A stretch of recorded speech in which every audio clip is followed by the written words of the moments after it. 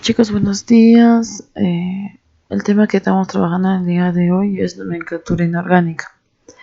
Cuando hablamos de nomenclatura inorgánica vamos a hablar también de nomenclatura química, lo cual viene a ser un sistema de normas comunes en todo el mundo para poder denominar a los elementos o compuestos químicos.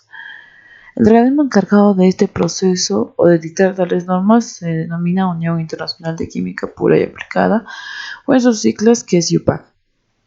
Para nombrar o formular compuestos es necesario conocer el nombre del elemento y su estado de oxidación, o también llamado valencia.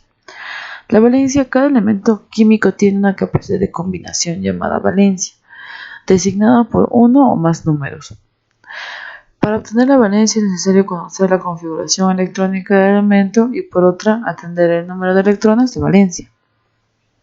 Aquí por ejemplo tenemos cuadritos en el cual podemos ver el estado de oxidación de cada uno de los elementos por grupo, ¿no?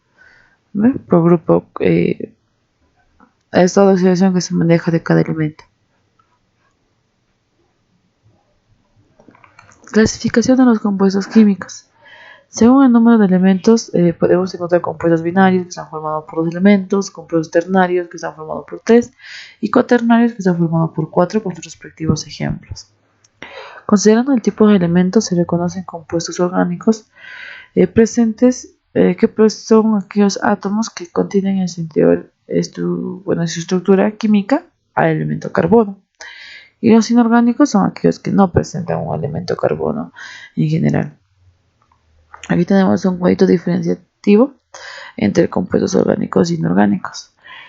El día de hoy estamos trabajando los compuestos inorgánicos, por lo tanto vamos a ver las características de esta parte del cuadro. Existen en estado sólido, líquido y gaseoso. No tienen un átomo central. Los enlaces que presentan son principalmente iónicos y metálicos. Existen fundamentalmente como iones o átomos. Presentan uniones interatómicas e interiónicas relativamente fuertes, o sea, su enlace. Son redes cristales simples, son estables en la atmósfera de oxígeno. En general se combustionan, se queman, ¿no? La nomenclatura inorgánica tiene esta siguiente clasificación. Como podemos visualizar en el pequeño esquema, dependiendo a la cantidad de elementos que se están combinando, se puede formar los siguientes compuestos, compuestos oxigenados, compuestos hidrogenados, sales binarios en el caso de cuando son dos compuestos, ¿no? Y de ahí se pueden tener a lo que son más representativos, que son óxidos, peróxidos, hidruros y hidrácidos. En los terciarios, que son de 3 elementos, por otra parte tenemos a los hidróxidos, oxácidos y sales ternarias, o sea, de 3 elementos, ¿no? Compuestos binarios de 2 están formados por 2 elementos independientes en su cantidad de átomos. Por ser de una estructura muy simple, los compuestos binarios inorgánicos son de materia prima para los procesos industriales de mayor complejidad. Los compuestos binarios más conocidos son los oxigenados, como también los hidrogenados y los sales binarias. Nomenclatura de los compuestos binarios. Los compuestos binarios se pueden nombrar de acuerdo a la nomenclatura UPAC o tradicional. La nomenclatura UPAC, stock o funcional, se escribe primero el tipo de compuesto y luego el nombre del elemento menos electronegativo, según su estado de oxidación o valencia, con número romano en paréntesis para poder colocar ahí el estado de valencia que tiene ese número, o este elemento mejor dicho. Si el elemento presenta solo un estado de oxidación o valencia, entonces se omite el número romano y simplemente se coloca el nombre del elemento. Recomendado para este tipo de nomenclatura para óxidos, hidruros e hidróxidos. Por ejemplo, tenemos a 2 compuestos en la parte de abajo, en el cual podemos mostrar el ejemplo, ¿no?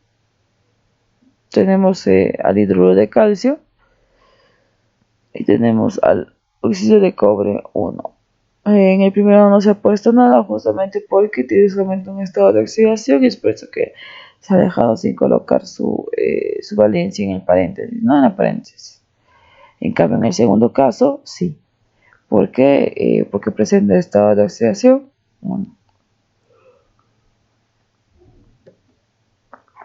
muy bien. Aquí tenemos la tabla de prefijos y sufijos que también se utilizan en este tipo de nomenclatura. Cuando obtiene solamente un estado de valencia, entonces se coloca la terminación ico. Cuando tiene dos, se ubica, cuando trabaja con el primer estado de valencia o el menor, se denomina oso, o bueno, termina con oso. Y cuando trabaja con el mayor, se termina con ico. Si tiene cuatro estados de valencia, entonces se pone oso al menor, al más pequeño, y se le pone el prefijo hipo. Hipo, acá se pone el elemento y oso. Después se trabaja normal, ¿no? Oso, ico, con los siguientes dos. Y el mayor, el que tiene mayor estado de oxidación, se lo coloca o se trabaja con el prefijo per y se coloca el sufijo ico. En el caso de que tenga solamente fuera 3 o más, el menor se le coloca ito y el más alto se lo coloca ato. Cuando se trata de nombrar sales ternarias de 3 compuestos, ¿no? El menor osoito, el mayor icoato.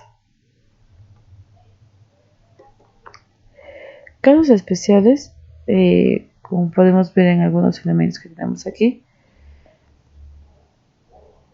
cuando tiene valencia 2, forma los hidráceos de sales binarias. Cuando tiene la valencia 4, utilizamos oso. Y 6 cuando tiene la valencia ico en estos 3 elementos. En este elemento tiene 3 estados de oxidación, 2, 3, 6, y cada uno, los dos primeros son metálicos y el tercero es no metálico. Entonces se coloca oso y coico en las dos finales. Y aquí, cuando tiene 5, en la cual los dos primeros son metálicas, las 3 últimas son no metálicas, se pone oso, ico, oso a la siguiente, ico, y el último se le pone per, ico.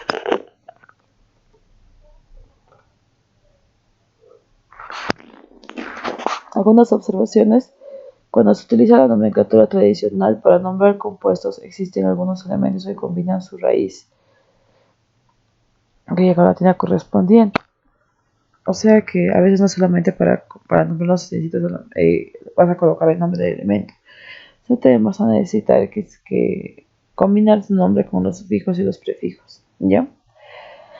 Es por eso que porque pone el elemento cobre, la raíz es coprum, en el oro es arum, en la plata es argetum, en el hierro es ferrum, en el plomo es plumbum, en el azufre es sulfurum, en el nitrógeno es nitrum y en el estaño es stam, ¿ya?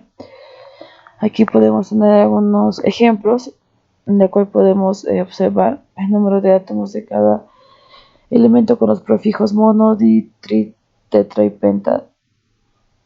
Ya, por ejemplo, acá podemos ver dióxido de carbono y podemos ver el prefijo di porque hay 2 oxígenos en el primero, ¿no? Pentadióxido porque hay 5 óxidos, ¿no? De disforo. Bastante, no sigue, ¿no? Depende de la cantidad de elementos que se encuentran en el compuesto, se coloca pues los prefijos di, mono, di, tri, tetra o penta, ¿no? Y tenemos así igual también en la parte baja, ¿no? Donde podemos ver que también nos va a servir para poder reforzar o comprender un poquito mejor. Los óxidos básicos postulados se obtienen cuando la combinación química se realiza entre un elemento metálico y el oxígeno. Para poder nombrar se emplea la nomenclatura de stock o tradicional. Y acá vemos en la parte baja la fórmula, ¿no? El metal tiene que ser 2 y el oxígeno se puede variar de cantidad dependiendo del estado de oxidación de nuestro metal, ¿no? Muy bien, ejemplos tenemos aquí, ¿no? El óxido de sodio vendría a ser el nombre stock, óxido sódico vendría a ser el tradicional. óxido de aluminio en el stock y óxido alumínico en el tradicional. Tercero es óxido de plomo y el siguiente es óxido plúmico. El siguiente es óxido de hierro 2 y el otro lado, el tradicional, es óxido ferroso. Y el otro es óxido de cobre 1 y el otro es óxido cuproso. Si vamos viendo, vamos a utilizar otro tipo de determinaciones en el tradicional que en stock. Los óxidos ácidos o anhídridos se obtienen cuando la combinación química se realiza entre un elemento con carácter no metálico y el oxígeno. Para nombrar se emplea la nomenclatura stock, tradicional y sistemática. Teniendo presente que cuando se nombra en la nomenclatura tradicional, la palabra óxido se combina por anhídridos. En este caso, ya utilizamos el prefijo anhídrido para poder nombrar ese tipo de elementos. Como podemos ver en la fórmula, tiene que haber dos no metales y el oxígeno se puede variar dependiendo del estado de oxidación del no metal. Aquí tenemos un cuadrito en el cual podemos observar algunos ejemplos y en los tres modos, ¿no? En stock, tradicional y sistemático. ¿Sí? Muy bien. Eso sería parte de la clase de hoy, chicos. Continuamos en la siguiente clase. Nos vemos en la siguiente, chicos.